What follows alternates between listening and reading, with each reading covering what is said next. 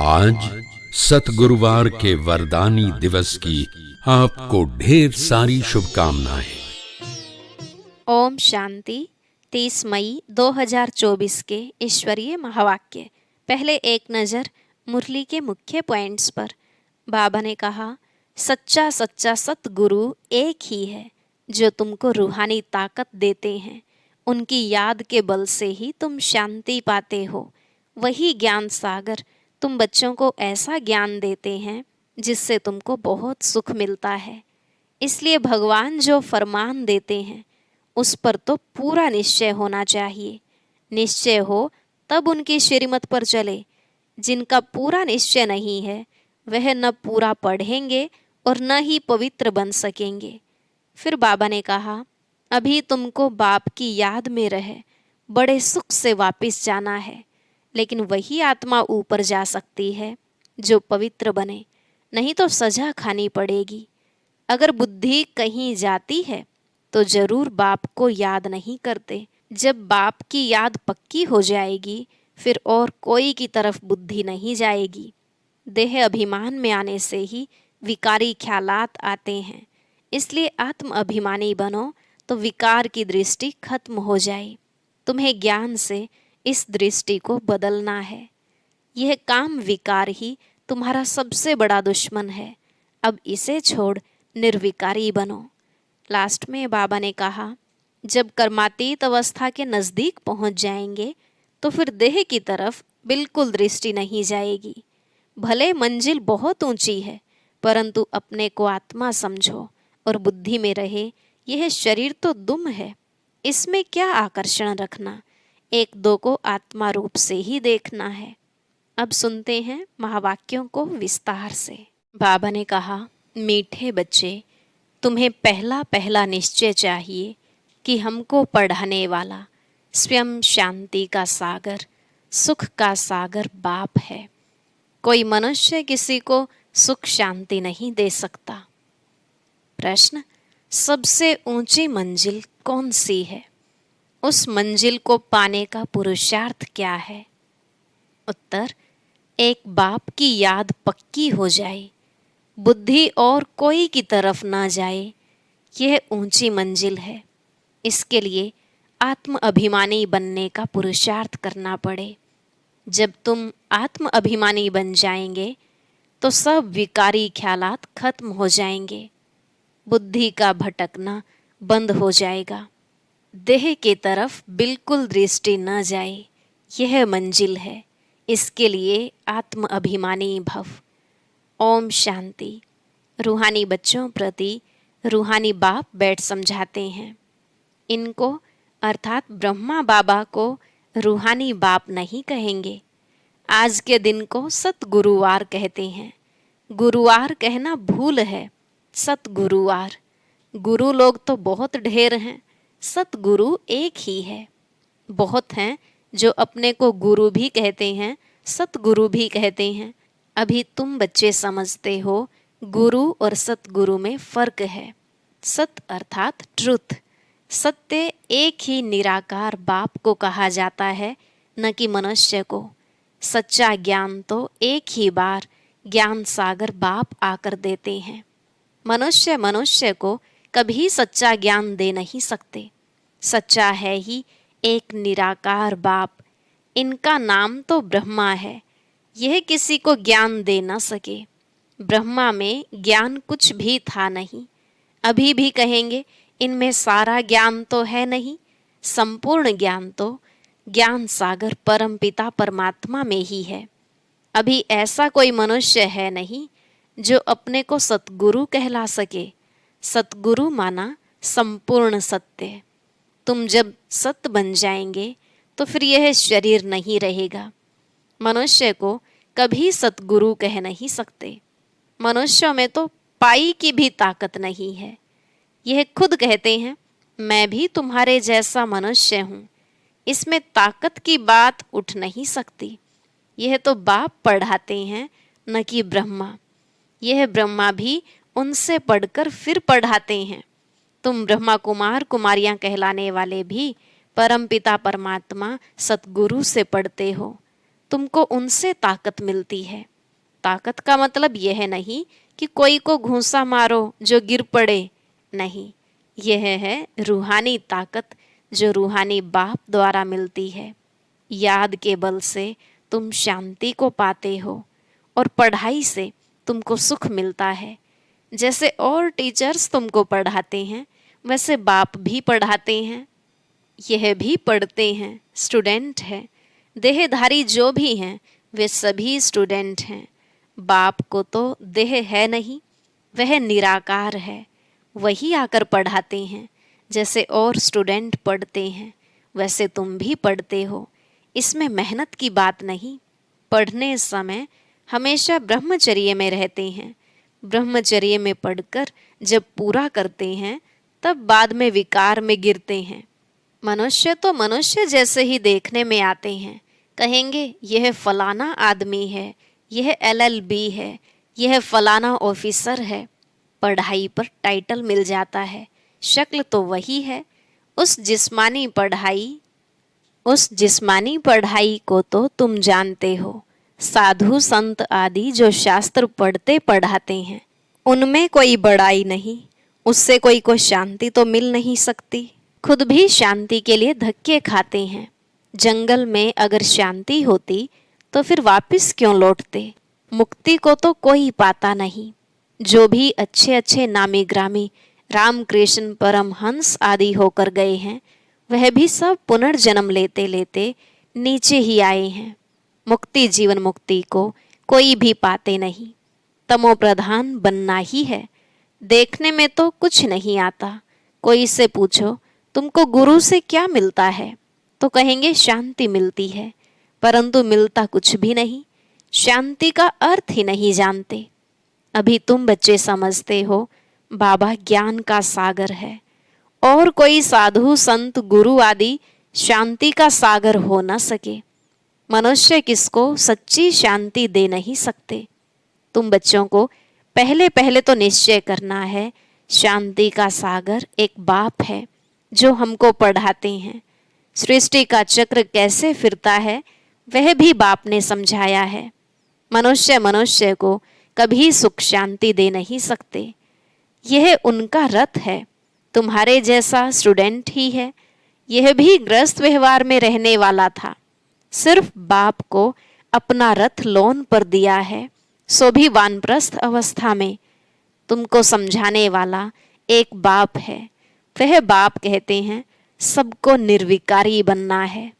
जो खुद नहीं बन सकते तो फिर अनेक प्रकार की बातें करेंगे, गालियां भी देंगे। समझते हैं हमारा जन्म जन्मांतर का भोजन जो बाप का वर्षा मिला हुआ है वह छुड़ाते हैं। अब छुड़ाते तो वह बेहद का बाप है ना। इनको भी उसने छुड़ाया। बच्चों को भी बचाने की कोशिश की, जो निकल सके उनको निकाला। अब तुम बच्चों की बुद्धि में है कि हमको पढ़ाने वाला कोई मनुष्य नहीं है, सर्वशक्तिमान एक ही निराकार बाप को कहा जाता है और किसको कहा नहीं जाता। वही तुमको नॉलेज दे रहे हैं, बाप ही तुमको समझाते हैं। यह विकार तुम्हारा सबसे बड़ा दुश्मन है, इनको छोड़ो। फिर जो नहीं छोड़ सकते हैं वे कितना झगड़ा करते हैं। माताएं भी कोई कोई ऐसे निकल पड़ती हैं जो विकार के लिए बड़ा हंगामा करती हैं। अभी तुम हो संगम युग पर, यह भी कोई नहीं जानते कि यह पुरुषोत्तम संगम युग है। बाप कितना अच्छी रीति समझाते हैं। बहुत हैं जिनको पूरा निश्चय है, कोई को सेमी निश्चय है, कोई को 100%, कोई को 10% भी है। अब भगवान श्रीमत देते हैं, बच्चे मुझे याद करो। यह है बाप का बड़ा फरमान। निश्चय हो तब तो उस फरमान पर चले ना। बाप कहते हैं, मीठे बच्चों तुम अपने को आत्मा समझ बाप को याद करो। इनको याद नहीं करना है। मैं नहीं कहता, बाबा मेरे द्वारा तुमको कहते हैं। जैसे तुम बच्चे पढ़ते हो तो यह भी पढ़ता है। सब स्टूडेंट हैं। पढ़ाने वाला एक टीचर है। वह सब मनुष्य पढ़ाते हैं। यहाँ तुमको ईश्वर पढ़ाते हैं। तुम आत्माएं पढ़ती हो, तुम्हारी आत्मा फिर पढ़ाती है। इसमें बहुत आत्म अभिमानी बनना है।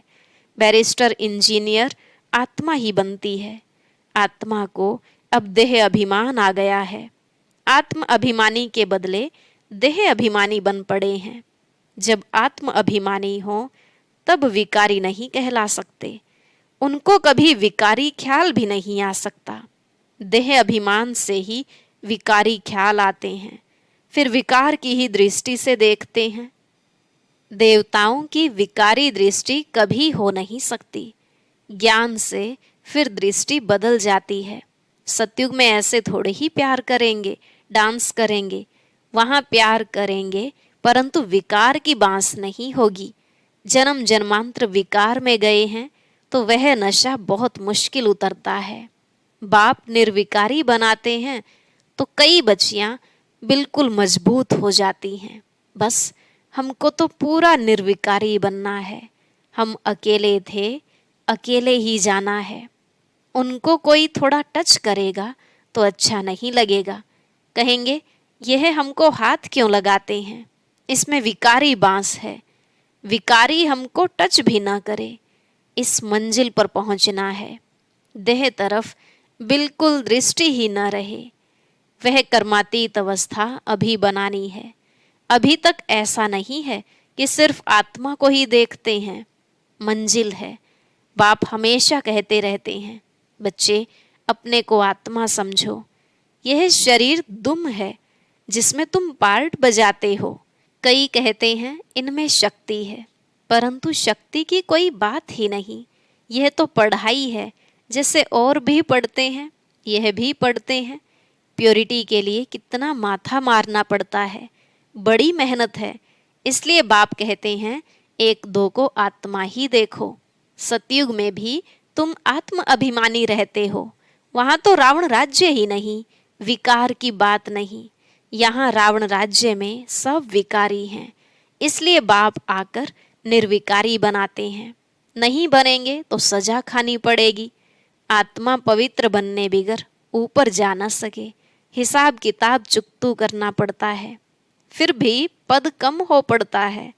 यह राजधानी स्थापन हो रही है। बच्चे जानते हैं स्वर्ग में एक आदि सनातन देवी देवताओं का राज्य था। पहले पहले तो जरूर एक राजा रानी होंगे, फिर डायनेस्टी होगी, प्रजा ढेर बनती है। उसमें अवस्थाओं में फर्क पड़ेगा। जिनको पूरा निश्चय नहीं वह पूरा पढ़ भी न सके, पवित्र बन न सके। आधा कल्प के पतित एक जन्म में 21 जन्मों के लिए पावन बने, मासी का घर है क्या? मुख्य है ही काम की बात, क्रोध आदि का इतना नहीं। कहाँ बुद्धि जाती है तो जरूर बाप को याद नहीं करते हैं। बाप की याद पक्की हो जाएगी तो फिर और कोई की तरफ बुद्धि नहीं जाएगी। बहुत ऊंची मंजिल है। पवित्रता की बात सुनकर आग में जल मरते हैं। कहते हैं यह बात तो कभी कोई ने कही नहीं, कोई शास्त्र में है नहीं। बड़ा मुश्किल समझते हैं। वह तो है ही निवृत्ति मार्ग का धर्म अलग। उनको तो पुनर्जन्म ले फिर भी संन्यास धर्म में ही जाना है, वही संस्कार ले जाते हैं। तुमको तो घर बार छोड़ना नहीं है। समझाया जाता है भल घर में रहो, उन्हों को भी समझाओ। अब है संगम युग। पवित्र बनने बिगर सतयुग में देवता बन नहीं सकेंगे। थोड़ा भी ज्ञान सुनते हैं तो वह प्रजा बनती जाती है। प्रजा तो ढेर होती है ना। सतयुग में वजीर भी नहीं होते, क्योंकि बाप संपूर्ण ज्ञानी बना देते हैं। वजीर आदि चाहिए अज्ञानियों को।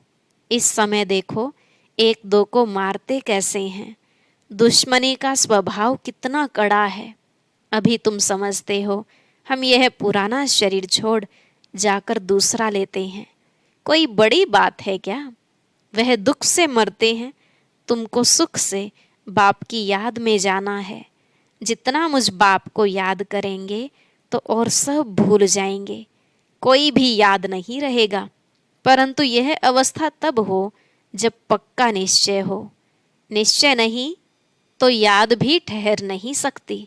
नाम मात्र सिर्फ कहते हैं, निश्चय ही नहीं तो याद काहे को करेंगे। सबको एक जैसा निश्चय तो नहीं है ना। माया निश्चय से हटा देती है, जैसे कि वैसे बन जाते हैं। पहले पहले तो निश्चय चाहिए बाप में।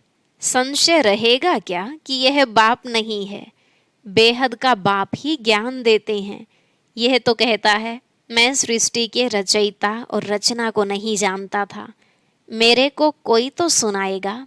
मैंने 12 गुरु किए, उन सबको छोड़ना पड़ा। गुरु ने तो ज्ञान दिया नहीं, सतगुरु ने अचानक आकर प्रवेश किया। समझा पता नहीं क्या होना है।